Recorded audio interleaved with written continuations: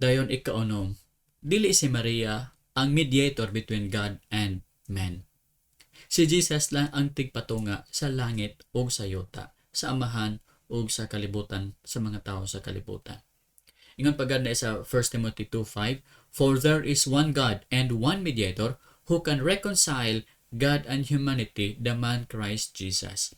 Adun lang may usa ka Dios, adun na lang may usa ka mediator nga maka-reconcile sa Ginoo o sa mga tao sa kalibutan. Mao si Kristo Jesus. Mao na nga dili nata need moagi ka Maria kung kita mag-ampo kay dili man siya ang mediator, dili siya ang mediatrix.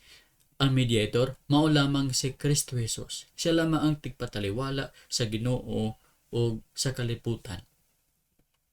Now, busa po bitaw nga gitudloan kita ni Jesus nga kung mag-pray kita in His name.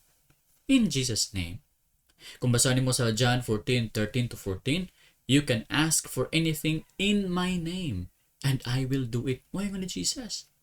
So that the Son can bring glory to the Father. Yes, ask me for anything in my name, and I will do it. Nga ni Jesus Christ, kung mag-ask ka sa Father, in my name, kana akong pagabuhaton. No? Wala siya nag-ingon nga in my rest name o bisan kinsa nga name, kundi in His name, in Jesus' name, kasi siya man ang tigpataliwala sa Ginoo ug sa mga tao.